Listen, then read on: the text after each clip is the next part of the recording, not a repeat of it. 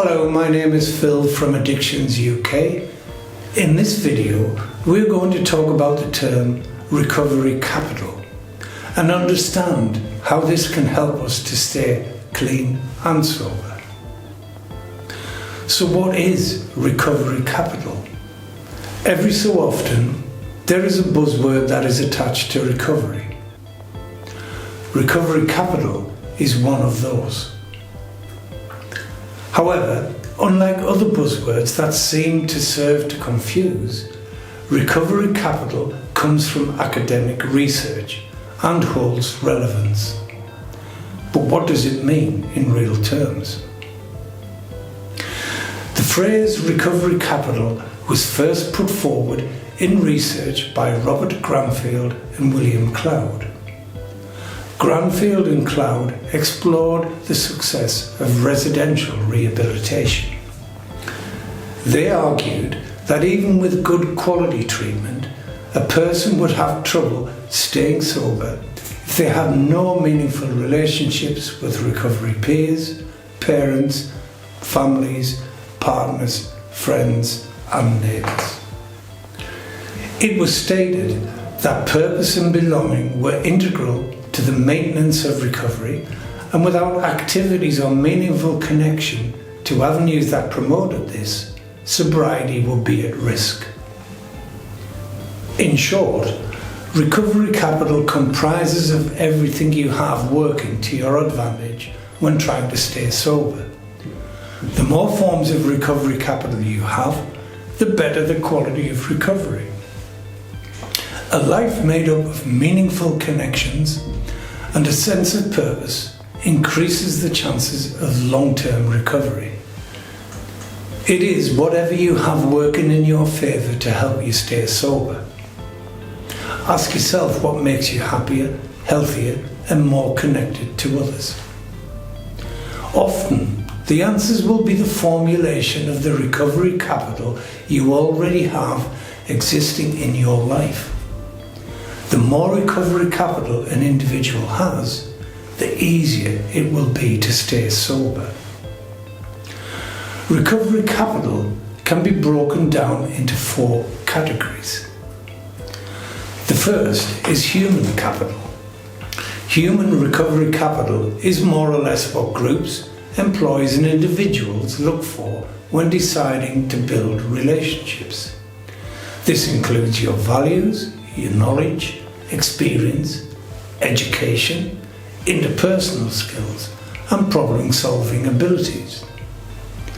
It also includes certain personality traits, such as conscientiousness, optimism, perseverance, self-awareness, confidence, humility, and a sense of purpose. They are the qualities that make an individual attractive and are the means for forming friendships, relationships, and support. The second is physical capital. Physical recovery capital represents the most basic needs for ongoing maintenance: a safe place to live, enough to eat, adequate clothes, and access to transportation. Without this, an individual will not meet the bare minimum of recovery capital needed to maintain recovery. There are further physical needs such as good health, financial security, and an ability to be able to generate income through skills and employment. The third is social capital. Social recovery capital is all your relationships. These could be intimate relationships, family, at-work relationships, friendships, or members of your sober network. Quality is especially important here. If you have many close relationships, but many of those people have substance use issues, then you don't have substantial social capital. That will be a significant social liability. Social capital means you are surrounded by people who support your recovery and other positive changes. This can be found in the form of peer-led support groups such as AA and NA. Furthermore, it can be in the form of participation in groups who share a common interest, maybe with charitable aspirations or focused on the growth of spiritual practice. Finally, we have cultural capital. Cultural capital is all the support you get from your community and culture. It could be your local community, neighbourhood, or the broader community.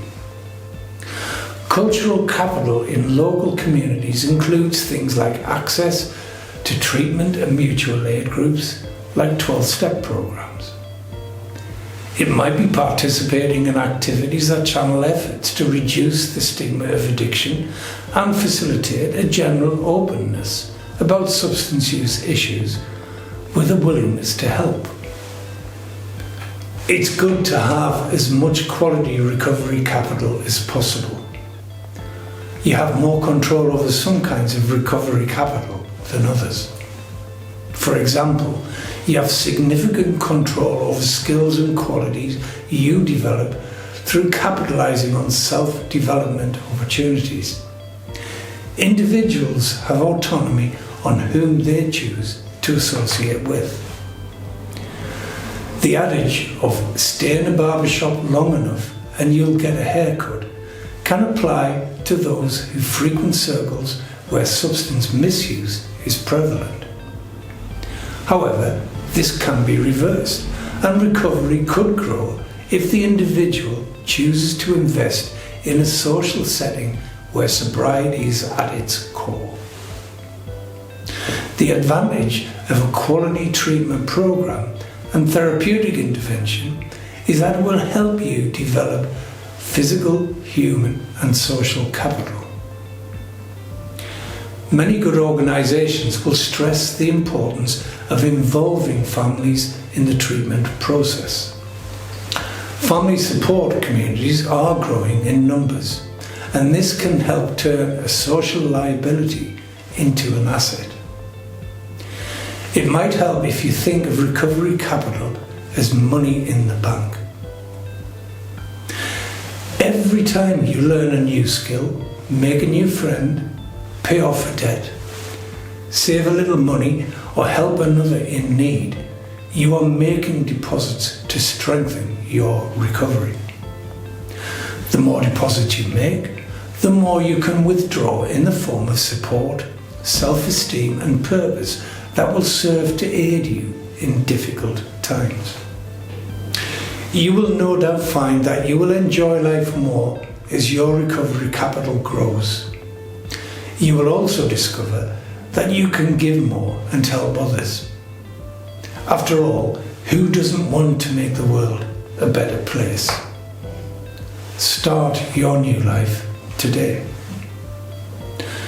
Please contact us to discuss a home detox program or indeed any of our other services. Together, we can build a new life for you. Thank you.